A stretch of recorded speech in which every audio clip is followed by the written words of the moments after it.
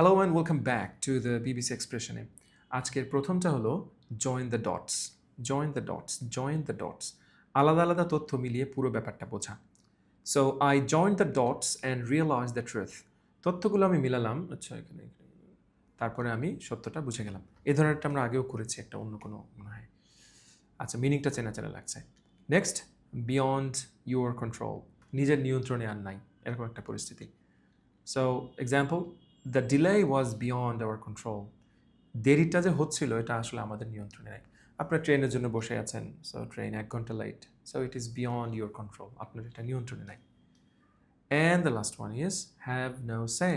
সিদ্ধান্তে সিদ্ধান্তে মত দেওয়ার সুযোগ না থাকা। কোনো একটা সিদ্ধান্তে আপনার যদি মতামত দেওয়ার সুযোগ না থাকে তাহলে have no say. Example, I had no say in the decision.